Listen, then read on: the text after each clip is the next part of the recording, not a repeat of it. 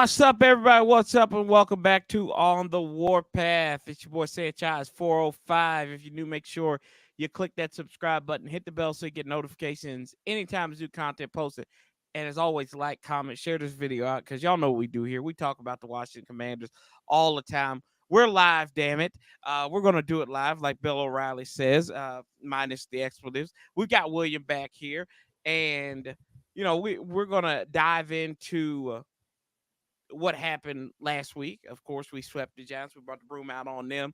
We'll talk about Marshon Lattimore's trade, and then we'll preview a little bit of the Pittsburgh Steelers. With that being said, William, how you doing, brother? I mean, it's just another beautiful week at Commanderland. How could you not be great? I was able to spend the entire day on my phone watching the variety of different Marshon Lattimore highlight videos that people are coming up. Hell, Corey, I'm starting to see Adam Peters highlight videos getting cut up. And there has truly not been a better time to be a Commanders fan in a very, very long time. And it's a testament to what they're doing upstairs. They're getting these boys correct. They're getting them fired up, and they're putting them in position to win some football games like they did on Sunday. Yeah, no doubt about it. 27-22.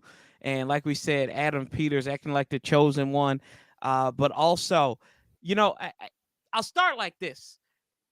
Dan Quinn, Adam Peters, they had the wherewithal to get rid of like Jamin Davis and stuff like that.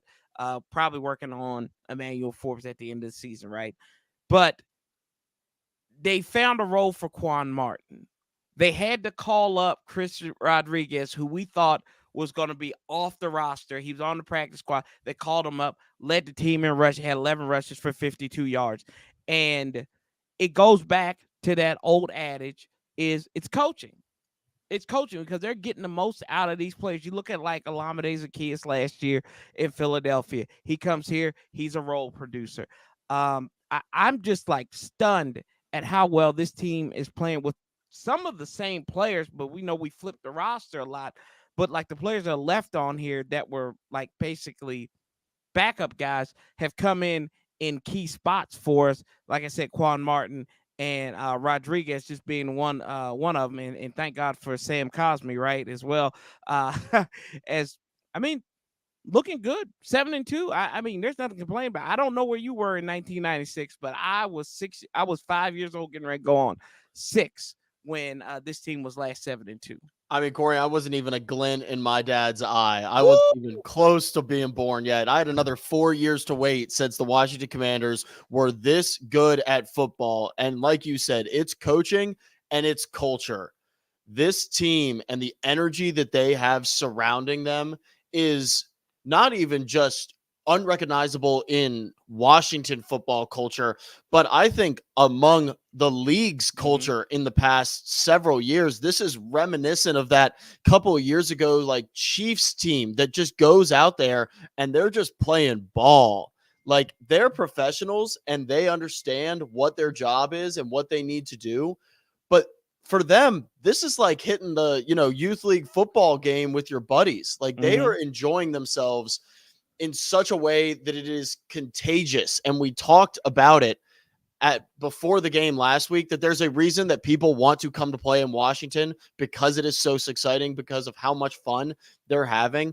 And we saw it again on Sunday. And, Denton Day was talking about it on his show that people will call in and they'll say, I don't like Jaden's demeanor on the sideline. Right. The New York fans, the New York radio personality, they're furious that Jaden's chopping it up and, jabbing back and forth with Malik Neighbors on the sideline. Why shouldn't he be? He's playing football. He's having fun. And the product that he is producing while he's doing it is unbelievable. And so, look, I think you're right. I think that Dan Quinn and Adam Peters, they're doing their job as well as they possibly could be. But it's developed a contagious culture around this locker room that is appealing to Marshon Lattimore and I'm sure a million other guys that are looking to get in on this Washington team. Yeah, absolutely, man. I mean, even from the assistant coaches, we've talked about Cliff Kingsbury ad nauseum, but and he's got swagger now. He's got his swagger back. Yeah, he does. He is. What they say? He's going in his bag. He's in his bag calling those plays. I mean, you look at Tavita Pritchard on the sideline. I don't think a lot of people notice him. He's the quarterback's coach, who is at Stanford. before he came here last year, and he was a holdover. And he's just working there, and you can tell like the communication between him and Jaden are on tap too. They sit there, they talk. You can see the smiles, and even when it's time to be serious, they're serious and straight up. So I I don't understand it. I think this should be like a there should be like somebody should have a thesis on just how to turn around a team in 1 year, or if you want to say 2 years, because that was that Mulligan year last year. So yeah, but what this team did, my buddy Paulie was talking to me earlier, and he said this was an old NFC East type victory, 27-22, Gritty. gritty, grind it out, Joe Gibbs style victory. And for some reason, and I'm a nitpick because that's why I always do, Daniel Jones always seems like I don't Oh know my if he just God. gets like if he gets some of the cutlets, the chicken cutlets from Tommy DeVito, and drinks some of that New York sewer water, and he just comes out here and like Teenage Mutant Ninja Turtle on us. But there were times we did not have answers for him. And I said on that second offensive drive, if they do not if Dante Fowler does not force that fumble, get a sack, they're scoring 3 plays later because they had That's a different ball game. yeah, That's a different ball game. exactly. They knocked off 4 consecutive plays of double digit runs during that little spread right there. And I was like, how in the world? But thankfully, they held through. The defense, not the best defense we know, but they always seem to come up when they need it, especially early on. Well, first off, let's just stay on that Daniel Jones thing. Did you ever expect that we were going to see Daniel Jones with 54 rushing yards, period? Yes. I mean, the guy just doesn't look like he can run. He can't. And even when he is running, it's like, I think he's going to like fall apart. Like the magic's going to wear off and his like body's just going to crumble into dust. For whatever reason, it's Clark Kent and Superman. Whenever he comes to Washington, he sees that burgundy and gold. The glasses come off and the cape goes on. It's unbelievable. But look, I think that you are right. And there were occasions in this game where it was reminiscent of prior Commanders teams where it did feel like we were going to lose this game, particularly because of the defense. And what it was the chunk plays. Yep. So much throughout this game, we did what we have been doing. We've been holding to that, 3-yard pickup, 4-yard pickup, maybe pick up some negative yardage on second down and put teams in an uncomfortable third down position where we force them to make a play. Of course, the great teams are able to make that play, and that's why you bring in a guy like Marshon Lattimore to try to prevent those from being converted. But for whatever reason, those explosive plays that the Giants were able to create both on the ground at the beginning of the game and in the air in that fourth quarter, and the way that the defense seemed to just deflate itself completely by the time we hit the fourth quarter was definitely worrisome, and something that, while it might have been a lingering issue, I don't think was as obvious in prior games as it was against a, albeit not great, Giants team. Yeah, absolutely. And then that's some things, you go into this game. Here you go. I'm going to give you a fun stat here in a minute. Daniel Jones has 410 rushing yards against the Washington Redskins football team and Commanders. 2 touchdowns there to respect. So, and that's in 9 games. So you do the math on that. The second closest, the Eagles were 258. Nobody else comes even to 300 yards. So that's, like you said, Clark Kent comes out to defend Metropolis, and I mean, what are you going to do? Yeah. And look, that's what it comes down to. Like we said, these are professionals. They're going to show up on their day. They're going to find a way to get the job done, and they're going to do it. But it is, and I want to focus particularly on the fourth quarter because this is a trend that we're starting to see develop more and more in games where you look at the score breakdown for this game. Commanders pick up 7 in the first, 14 in the second, and then settle for 3 in the third and the fourth. Yep. The Giants, on the other hand, start off slow, nothing in the first, 7 in the second, 3 in the third, but then 12 in the fourth. It's like you said, this is much of the same roster that we have seen for several years, and they are not particularly great athletes. They are the sum of their parts. Yes. But at the end of the day, you have got to be able to play 4 complete quarters of football. And whether that is a mentality or game plan shift from Joe Witt Jr. or, just guys stepping up and increasing their level of conditioning and being ready to go, continuing to work that multi-man rotation that Witt talked about all through the offseason, they've got to figure out something to prevent these games from slipping away in the fourth quarter, because eventually against good teams, they will. Yeah. And we'll talk about that here momentarily, because you do have a very good team and 6-2 Pittsburgh coming in here. Can we talk about Jaden Daniels and Terry McLaurin for a moment in that chemistry? We talked. We nailed it. We nailed it last week. It's just getting better. It's like this beautiful fake tree behind me. It's not.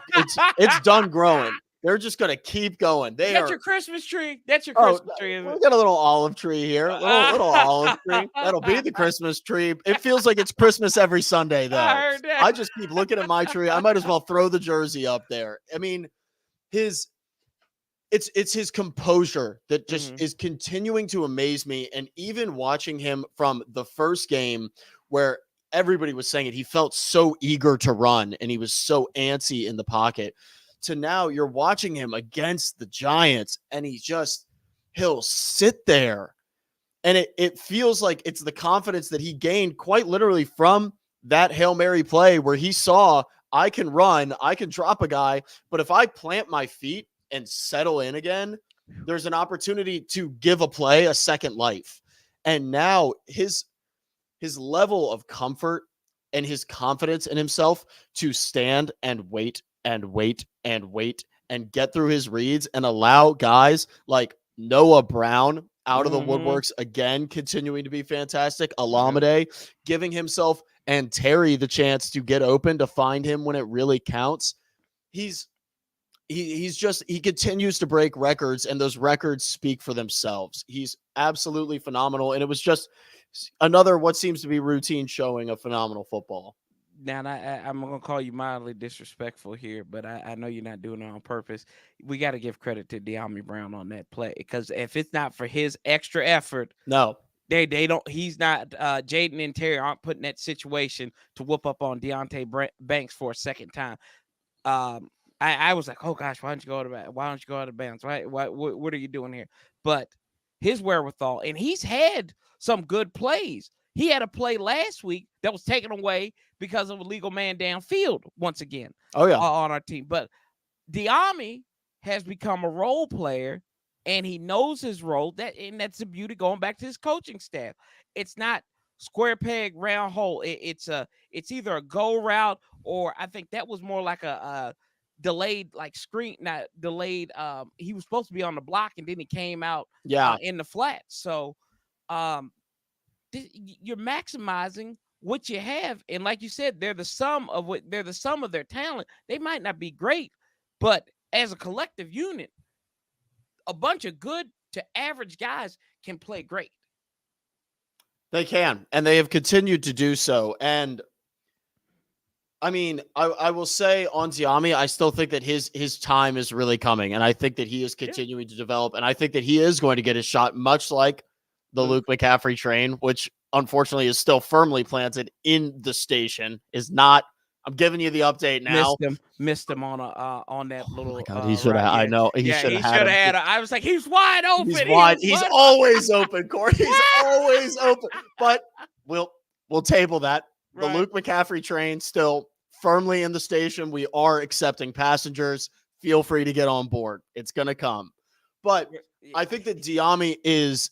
He is progressing, and he is becoming more and more involved in this offense, even if it is in off-ball situations. And look, he gets his shot for 24 yards. He makes the most of it when he does get the football. But I think that his willingness to participate in the play, even when he isn't the target, goes back to the culture and the coaching. Like we initially said, that this is not a team of egos. And we talked about it coming into the trade deadline, that, it would be great to pick up another receiver to go with Terry, to complement him and give him opportunity. But you have to be so careful of guys that you bring in to not disrupt the very careful ecosystem that they've created here. And so I think that De'Ami is largely a testament to his work ethic, to the Mm-hmm. culture that they've instilled there, to his willingness to work within the system and to not make it all about him. The other one that, I kind of want to focus on in terms of the offense is, we mentioned it at the end of the stream last time. It was Brandon Coleman making Good his night. return. First real full game coming back from that injury. Corey, look, it's an offensive line performance. It wasn't flashy, but 62 snaps. Yeah. 62 snaps in his first real game back, and the No Commanders' pressure, offensive line no does not sack. allow a single sack. Mm-hmm. Like, that he breaks his finger and he has to get it snapped back into place on the sideline. That's hilarious. That Nick Allegretti story Oh is my so God. hilarious. And that just got totally blown over. Nobody in the media, nobody on the game call had any idea. And then Yeah. Allegretti's on the side or in the locker room afterwards. He's like, yeah, man, I just kind of snapped it back into place, goes right back out there. Yeah, that was hilarious. Do a couple of shout outs here real quick. What's up, Corey? Frost, what's up, brother? Ron talking his mess. LOL, you guys haven't played against Steelers D strip sack. Okay, we hear you. Tommy T up in the house. What's up? And Art, how you feeling, brother? Good to see you. Yeah, I mean, Brandon Coleman, bro. That in this offensive line, it's another thing. Bobby Johnson. It goes back to coaching, man. He got him ready. They didn't force him back. They didn't sacrifice anything to force him back. We're not going to sacrifice Jaden's development to improve Brandon's development. No. They were like, we have Cornelius Lucas. We'll work him back in. He didn't play in the preseason. We're going to continue until we think he's ready or until that opportunity comes. And guess what? Opportunity came knocking when Cornelius Lucas went down. He comes back from that concussion, and the kid plays one hell of a game. And that's just a testament to this team. It's the next man up, man. It is. I mean, like, 62 snaps of NFL football is a task. And this is coming off, like you said, he's got the concussion. He hasn't been doing it. Yeah, that's priceless. Great shout there from Brian. Brian. Great shout there from Brian. I don't know what they're smoking up in Pittsburgh, but there you go. Pittsburgh. We're about to be smoking. Only Yeah. stuff they drink right there, baby oil. Just with Diddy. Let me stop. Anyway. But look, I mean, he's 62 snaps. That's unbelievable. And it is that offensive line that, let's get to it on the offense, Corey. This Commanders run game continues to be successful, and it is as a direct result of the offensive line's performance and of this, I mean, kind of weird, as just like everything else with the Commanders team, combination of guys that will go out there and get the job done. And look, I'll tell you, Rodriguez has a hell of a game, but the mental image of Marshon Lattimore coming in and stripping that jersey off his back and saying, yep, that's mine now, has made me laugh like pretty consistently for the last 48 hours. He said, you got 23. He said, give me that. He said, give me that. But look, I mean, Rodriguez has a fantastic game. You find out Coleman is out, game time decision. It worried me because of how reliable he has been in moving the chains for this offense and how he's given Daniels opportunities. I mean, Eckler plays a hell of a game. He's the bowling ball that we know he is. He's able to punch it in at the goal line for a good touchdown. I mean, look, it's only 3.8 average yards a carry, but those are important yards. And then you give it to a guy like Chris Rodriguez, who, I mean, they were calling for him to get the captainship this week because of his performance in that game on the TV broadcast. I mean, he played a hell of a game as a guy that Commanders fans know, but not many other people do. Yeah, no doubt. And that's one of those hidden secrets. But if he keeps on going on that practice squad, he won't be a hidden secret for too long. It'd be like, he's doing what we hoped Jared Patterson was going to be for us a couple years ago. Yeah. And, being the local kid and everything like this. I got a fun fact for you, too. Go back to the wide receivers. Do you realize De'Ami Brown is only 10 yards away from his career, his single season high? Really? 168 yards. What I think he did that last year or the year before. He's got 158 receiving yards already this year. I think he's had a catch in each one of those games. So, And I There mean, you that's him go. low on the list. Yeah. That's him low on the list of, Yeah. pure target options for the Commanders. Mhm. That's how much he's spreading the wealth as a, Yeah. testament to Jaden and Yeah. his, I mean, son. I mean, let's spread the Yeah. wealth to Luke McCaffrey a little bit, but everybody gets to eat. All my dogs eat when the Commanders are on Besides Luke. offense. Besides Luke. Luke's not eating. We gotta call Luke feed is the still at the children. kids' table, but he's getting there. He throws out a couple more chip blocks like that. Yeah. You want to talk about a guy that plays his heart out off ball. Luke He does. McCaffrey, he's just a physical guy at And the line of scrimmage. right, and that's why Jahan Dotson's not there. Who had a nice catch last week? Good for you, Yeah, Jahan. okay, you give him one. Yeah, I'm yeah, sorry. How many yeah. weeks into the season are Right, we? right. Oh no, you look. Hey, you get no disagreement here from me. The one thing I can't stand. Now, I tell you this. I've told you this before. Benjamin St. Juice and his benefit of doubt is like my give a damn. It's busted. I thought there was a bad penalty on him. Terrible, unnecessary. Right.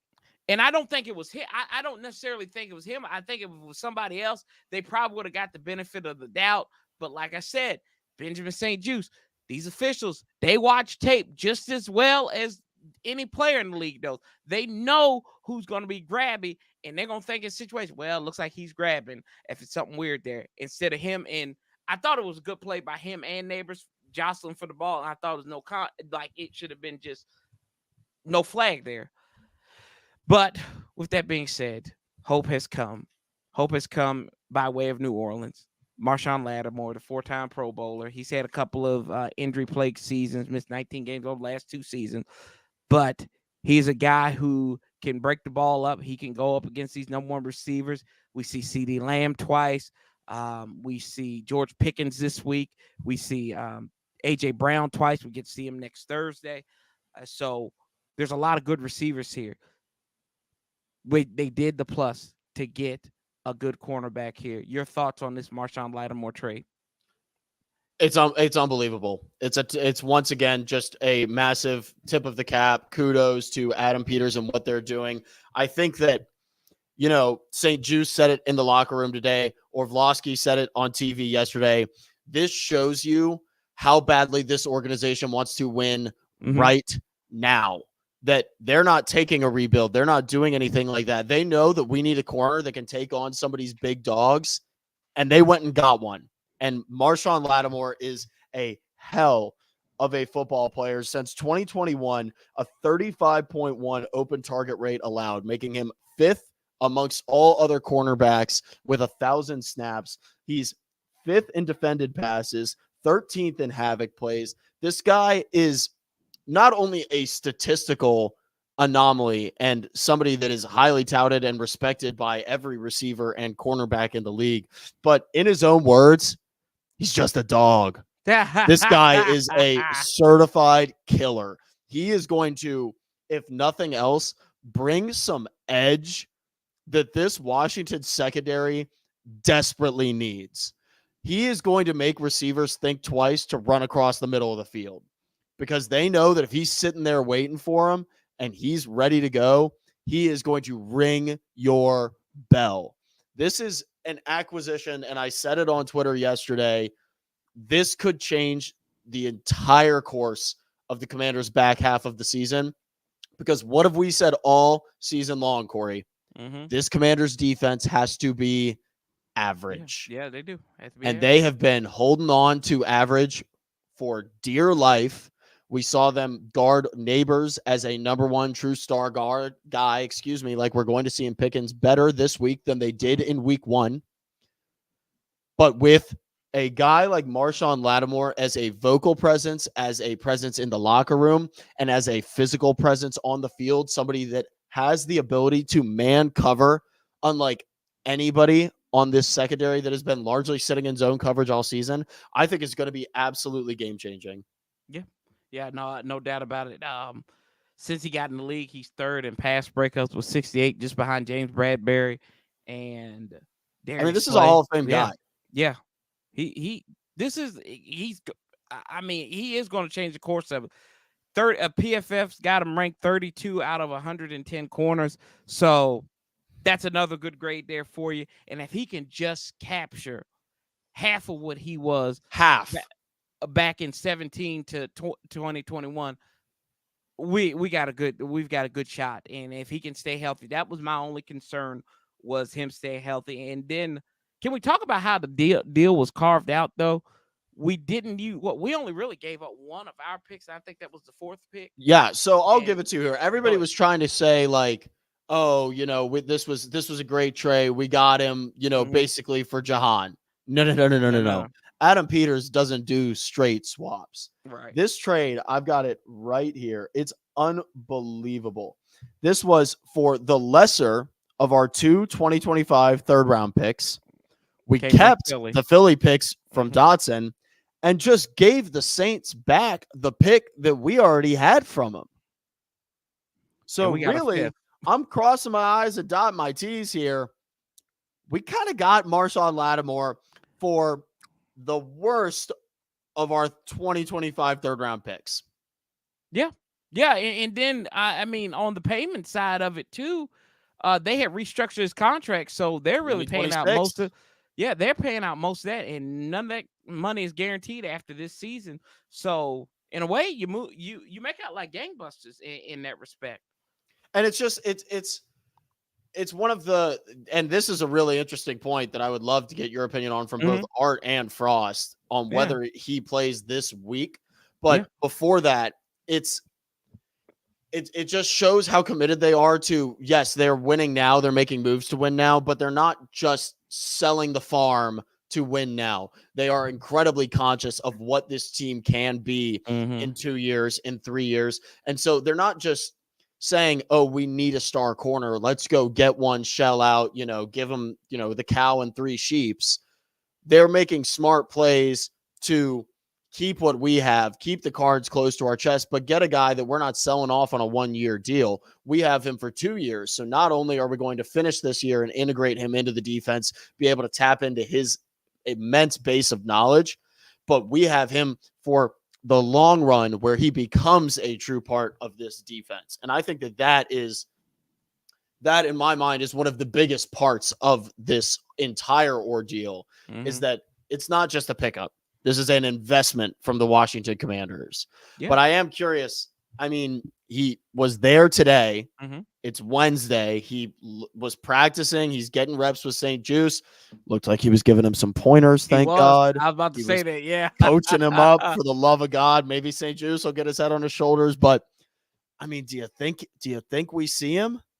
I don't think so. I think you give him where I would say, I don't think so this week, just because he's coming in here on Wednesday, unless they had some backdoor talkings already and it just came out. And I don't think he goes on. I don't think he goes on Sunday. If he does, I'll be extremely surprised, because Pittsburgh, they've got George Pickens out there. They're bringing Mike Williams in on that offense. So those guys would be a massive help.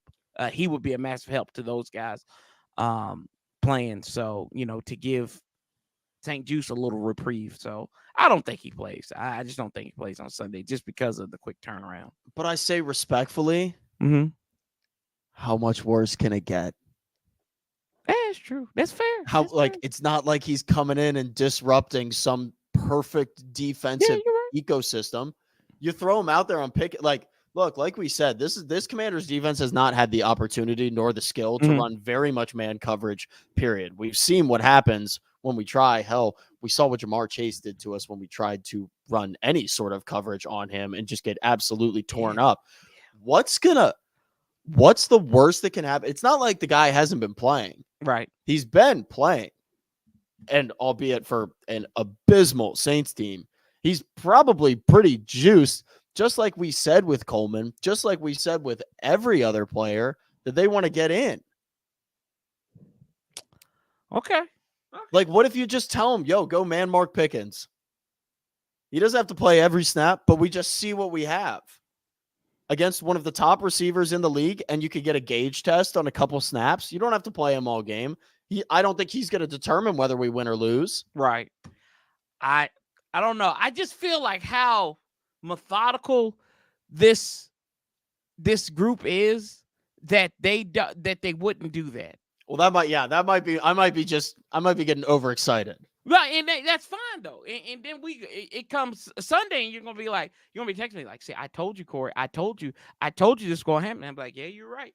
I just think just from what we've seen from them, I don't think that unless they were desperate. Then I think if we were playing, if it was a playoff, if we were playing for right, keeps, yeah, yes. if we were playing Philadelphia this week or playing Dallas or something, I would be like, yeah, he's probably I would probably lean towards him playing. It's an AFC opponent. Granted, it's Pittsburgh. It's big, but at the end of the day, I'm not saying we're gonna lose this game. But if this game and every game means something, but it doesn't hurt you in the grand scheme of things. It's just a badge of right. It's an honor thing. It's right. an honor exactly. thing. Everybody would love to be 8-2. And look, I'd love to be 8-2. I agree with you. Yeah, I agree. But I take your point and agree with you that it almost feels uncharacteristic of this organization and the way that they've been running this team for them to rush him in, because also, I mean, Frost said it here. Mm-hmm. How sick would it be for Lattimore to make his debut? Man, Mark, the jabbing that would be going on between him and AJ Brown. I mean, look, they shouldn't fight, but like, it'd fire me up to see somebody in the burgundy and gold start throwing some hands on defense, and then to let Jaden come in and just start slinging the football and let his play do the talking. That would be a dream situation. Injected in my veins. That's what I'm just gonna say. I'd love to see it, because you think about it, last year we played these pigeons pretty close, even though without Jaden Daniels, that's for damn sure. And they are a vulnerable team. Not to get ahead. Look, like we've said, we're taking it 1 week at a time. Yeah, we got a big one. But the Birds are vulnerable. The Steelers, on the other hand, I mean, it was mentioned before this. I think that they are going to give Jaden a real test and a real run for his money here with how strong that defense is, and they are going to get to him. And I think that now more than ever, we are going to need him to understand when it is time to throw the football away. Yeah. Oh, yeah. Definitely, for sure. Marcus agrees, says, I would set Lattimore Sunday, get him ready for Philadelphia Eagles with the mini bye coming up. I hear you there. And Brian says, oh, yes, I've been hearing a lot. They say Washington is overrated. We have not played anyone. That's funny. We've played. Yeah, let me check my calendar really quick. Yeah, we played 19. Like, I'm sorry. Like, I'm starting to understand. Like, you can only play who's in front of you, right? Tim wins. We definitely the worst schedule. One of the worst schedules as they're being one of the worst teams. That's tough. Yeah, that's true. So let's get into this, man. We talk about it. Pittsburgh comes to town in Washington on Sunday, 1:00 CBS. Iron Eagle, Charles Davis. We get those guys on there, and I like CBS. I think their announcers and their broadcast is superior. Ugly Jackets. They got to lose the Jackets. Hey, no, those Jackets. That's class. I'm out on the Jacket. I'm out on the Jackets, Corey. No, I mean, come on. I'm out. I'm out. They're classic. The CBS eye and everything like that. That's gold status, bro. Don't be disrespectful like that. Y'all young people, y'all got to have a little bit more respect for the eye and CBS. Pittsburgh comes to town, and they were a team that a lot of people thought at the beginning of the season, it just doesn't feel right. It doesn't feel right. Guess what? It does feel right for them. They had the quarterback issue, Justin Fields, which started out undefeated. They lost to Indianapolis, but since then, they've been good. They brought Russell Wilson in there. Sierra got her goodies for him. They're undefeated with Russell Wilson at the starting quarterback spot now. Then they come calling to Washington, a place where the last time Steelers came down here, we were twerked on national television. I don't think that's going to happen this time, but you better find some wood. There you go. I'm knocking on the wood right there. Knocking on the wood. Pause. They lead their second in turnover differential. They're plus 10 in that category. And they're also second in points allowed, 14.9, so 15 points per game there. And then this is a matchup, William, of the 8th ranked rushing attack going up against the 29th rushing attack defensive rushing. What's your first initial thoughts on these Pittsburgh Steelers, man? I mean, it's a hell of a football team. I equate their story this year a bit of a different journey, but a similar story to what we've seen with the Commanders. People did not necessarily expect all of that much, and now they are one hell of a football team. They are a formidable force, and of course, you're going to be looking at Watt on that defensive side, coming back from that injury last year. I mean, this guy is just, I mean, he's a freak.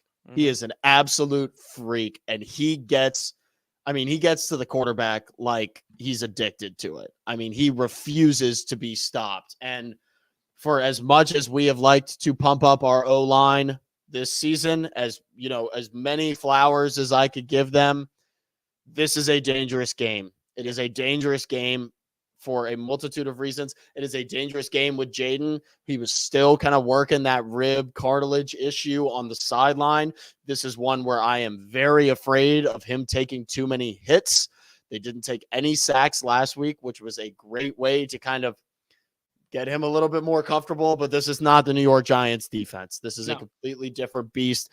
And on the offensive front, look, you said it. I think that you get a quarterback as good as Russell Wilson with a chip on his shoulder, he's going to show up to play. And he knows that week in and week out, he is playing for his job. And at the end of the day, he is a professional and he wants his bag. And so he is not going to let any game slip away where he does not have a good performance. And it's been a bit of a mixed bag. They've played some teams very well. I mean, even with Fields and take the quarterback in and out as you will. Fields did start the season well, but they give it to the Chargers, brutal one to the Colts. But, those last two games, look, you give it to the Raiders, you give it to the Jets. Jets are in full-blown shambles. Raiders are not in a better spot either. But they did put up 32 and 37 in those games, respectively. As formidable as this defense is, I think that we are once again going to have to rely on the run game for the Commanders, like you said, and Jaden Daniels to get the job done, because I think that they will find ways to punish us on offense. Yeah, and I think it's kind of interesting, too. You look at kind of the opponents they've played. They played on the road twice already at Atlanta and Denver. The Chargers, who's probably the best team out of the group they played. The Colts losing record. The Cowboys are losing record. Vegas losing record. The Jets losing record. The Giants losing record. And the Giants played them tough on Monday night. They did. A couple weeks ago. But you know what? It's not about who you played. It's who you're playing right now. And the best thing is that for the Steelers coming in here, they come off a bye week. So that's what I was going to say. Yeah, they had an extra week to prepare for us, who we don't have our bye week for like another 6 years this season. Once again, but you talk about Watt. They brought in Queen from the Ravens. There, it just always seems that defense. It doesn't matter who's there. And Mike Tomlin, which I've never understood this, and I know Pittsburgh fans. I don't know Pittsburgh fans in Pittsburgh, but I know Pittsburgh fans around because they're like an infestation. They're all over the place, and there's people who are sick of Mike Tomlin. I said, how can you be sick of Mike Tomlin? I mean, how you're going to be sick of the longest tenured coach in the NFL, 18 years, and never had a losing season. Never. But that's what they have, man. He's a mastermind, and the things that they do, it's a testament to Watt for sure. But what they do on defense to put him in positions to be successful is incredibly challenging. They do a lot of very advanced, very complicated things schematically to get him available and get him to the quarterback that Jaden has been so good at communicating with his line and reading the field. But this, as I said, is going to be just a whole other ballgame, and it is going to be incredibly challenging for him. All I can say is thank God it is at home, because I would be very, very worried about going to their place and having him try to read the defense and communicate with his line so that he doesn't get his head taken off. Yeah, and shout out to the Commanders, right? So they're it's gonna be burgundy and gold. That was genius. Genius call. Epic marketing. They're gonna bring those ugly, terrible towels to they're terrible, all right. And they're gonna bring, what? We're gonna accent it with burgundy to give you a real good looking home field advantage. And And you know the place is going to be packed. You know it's going to be packed. 270 to get in right now. Like the culture and the atmosphere. It's look, you want at the end of the day, an NFL team's job is to sell tickets, and you want to gauge the success of an NFL team. The way that we have gone from a empty FedEx Field to a consistently slamma-jammed Northwest Stadium is unbelievable. That place, it's tough to get tickets to go and see this football team, and this is going to be an incredibly impressive game. I'm curious, with them coming off of this bye week, what do you think after them having played the Giants, they're seeing from our film and trying to take away that what are some of those nuggets that you would have drawn, some of those pressure points that you think that they're going to try to attack on Sunday? I think offensively over the middle, right? If you got whoever there, let me see here. I'm going to take a look at their offense, right? So whoever their, I guess Austin is their slot guy. So getting him over the middle, Freiermuth, they got a good tight end. I think you get those guys working in the middle because we saw that is where the defense is susceptible to. And wherever Benjamin St. Juice is, right? I hate to pick on St. Juice, but if he's on Pickens, just throw it up. Yeah. But St. Juice will make a mistake. It's like life, death, taxes. St. Juice is always going to make a mistake there. So I would, looking on offense, that would be my key nuggets there as well. And then we know that the defense has to overcompensate. They have to overcompensate. They have to get a turnover, and then the offense has to turn around and score for them. To put it like the best defense for Washington is the offense right now, and they have to score. They have to make it happen because in previous years we've seen like that fumble on Daniel Jones, right? That led to a score. That actually helped us out because you think about it, if we don't score on that and they go and score, what's the final score? I know we're speaking in hypotheticals. And even so, it's a punch in the mouth. I mean, that's a punch in the mouth that we don't know if this team could take. Mm-hmm. Yeah, exactly. I don't think so. You have to play. You have to play good teams toe to toe, and that's what you have to. It's like a boxing match, right? It's not always those big swings you get, but sometimes it's those light jabs that you constantly get. If you keep on jabbing, rather than going for the kill right away, you have an opportunity. That's what Washington does so well, especially against division foes. We've seen against some good teams like Chicago, which we won't say they're good, but whatever. You got to keep on keeping on at them, and then they'll break.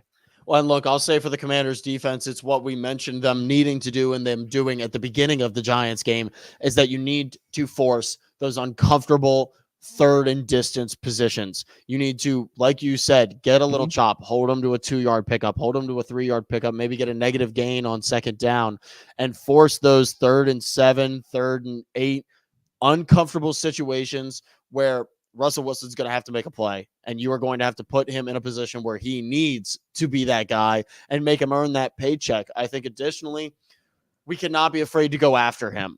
Right. If they're going to bring the heat to Jaden, Russell's 35 years old. Yeah. When he takes hits, you could tell that he feels them. And so I think it is going to be important for Joe Witt and Dan Quinn to tell these guys, we need to get out there after him early in this game. We need to make him use his legs. We need to hit him in the body a couple times. And then you said it for them. Obviously, they're a phenomenal team at creating turnovers. We almost saw the pick last week for the Commanders that got dropped on the fumble and the penalty. We've seen a couple, good turnover plays from this defense. It's been a story all year. It's what this defense needs to do to put Jaden in a position to succeed. I've got to see one. I think that they've got to see one turnover go their way this game to get the ball back in Jaden's hands in order to maybe not maybe not be the deciding factor, but at least give that little cushion. If it's a 3-point victory, we're able to get that to 10, that kind of thing. We're going to need one turnover. Yeah, I think also with Russell Wilson is he's still got those wheels. So you got to set the edge. You can't. It's kind of like with Daniel Jones. You cannot let him eat you up with your legs. Now he's gonna he's going to throw first and run second. But it's kind of like, and I think this is also an advantage to having Jaden Daniels on that other side as well, too, is that you see stuff like this, and you can see stuff like this in practice, and you can go ahead and practice, maybe with Marcus Mariota running scout team, right? And some of those things, or even Jeff Driscoll, whoever you think's more mobile or very similar in mobile to Russell Wilson. He's nowhere near like what he was in Seattle, like 5 years ago. We know that he's in the twilight of his career, but he's still making things happen. He's had a resurrection of his career so far in these first 2 games. And it's only time before he starts blowing the can off the and he always will. He always will. He's Yeah. still a hell of a football player regardless of his age. Yeah. Let's take a look at this real quick too. Well, give me an X factor that you see for Pittsburgh, but offense and defensively, if they are to beat us. Offensively, it's been a weak point for them. It really has been. But I think that you look at how effective the Giants were with the run game, particularly in that. Is Najee Harris going to figure it out? Damn it! You took mine. Come on. Well, I mean, that's what it is. That's what it is. That's what it has to be. I mean, look, everybody knows he's gonna hit Pickens. He's going to. Like, we are going to see, hopefully not a Bengals kind of blow up on the defensive side, but like, he's gonna hit him. That's what this defense does. They contain. They're gonna find him once. You just got to give him that. Let's hope that Jaden can get it done. Yeah. The Giants tore us up running the football. Tore us up. No two ways around it. We were very fortunate with that early turnover, which completely shut down their momentum. Najee Harris is not, they haven't been able to figure out, but he is not a bad football player. No, he's not. This could be the turning point. If we are unable to stop the run, and that's just going to give Russell more time to be Russell, they've got to come out and they've got to assert that he is not allowed to move the chains. Yeah. Defensively. I mean, you can pick your poison on this one. That's the issue. I mean, you got Minka Fitzpatrick who could tear you to pieces. TJ Watt, obviously, I'm afraid of TJ Watt. I'm afraid of what he could do if he gets a clean hit on Jaden, because bless his heart, he's still not a big kid. And he could snap him like a toothpick. Yeah. I mean, I think it's just the relentless pursuit of their pass rush in general, that they are not going to take plays off and just sit. They are going to attack him. They know he's a rookie. They are going to, for 4 quarters, make him be playing his very best football. Yeah. And the second that he's not, they're just going to take his head off, and they're going to see if he can bounce back. And it's not a question of whether he'll get back up. I think he's proven to the Commanders fan base that he can get back up, but how many times can he do it? Yeah. Oh yeah. I think offensively, I got to go with, I mentioned him already, Pat Freiermuth. I think they can get him going offensively. I think that they can make the day hard for these linebackers, and playing the safeties closer to the line of scrimmage. So I'd go with Pat Freiermuth. On defense, I think they're going to focus too much on Watt. So let's give you Alex Highsmith on the opposite side, because you're going to have to block one of them. You're going to have to block one of them. So I think Alex Highsmith, he'll be the guy who will have an opportunity. Not saying that TJ Watt won't get his. Now, I mean, Watt's always going to get his. Yeah, that's a given. But I think that Alex Highsmith, that he can come out here on the other side, he'll probably be matched up with the rookie Coleman. So he's already got 3 sacks this season. Yeah, and you could also say Cameron Hayward as well. PFF's got him the number 1 defensive edge for the 34 defense. So not edge, but in right there. So that could be. I mean, those are 2 guys that I'm looking at here. So we talk about Pittsburgh enough. We've glorified them enough. Washington wins this ball game if.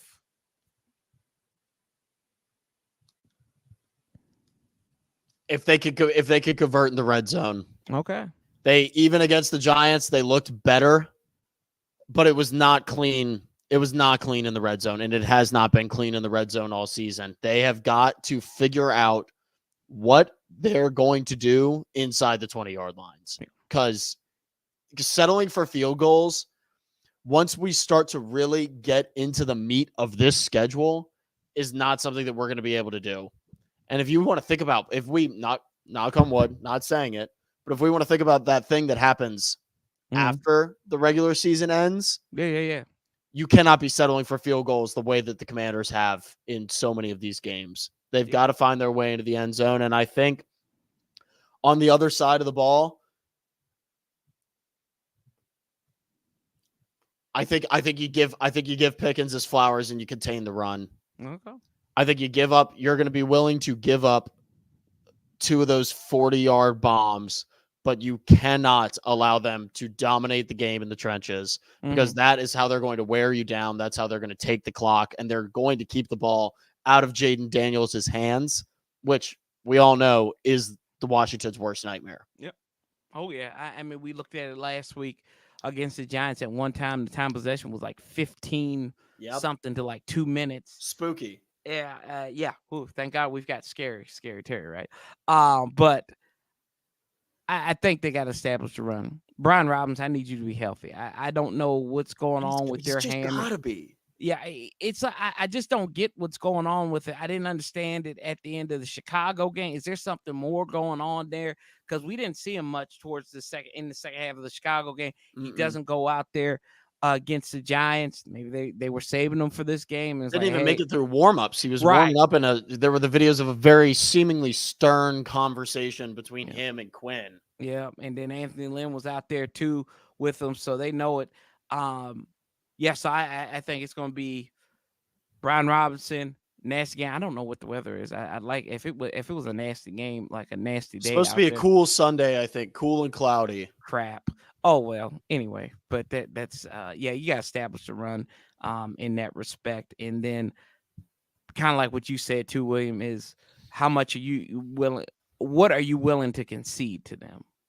But you have to pick it. Yeah, you have to pick it and control. We have to dictate what we're giving up. Exactly. You can't let them dictate to you. You've got to dictate that for them. And I mean, Fowler been playing health ball lately.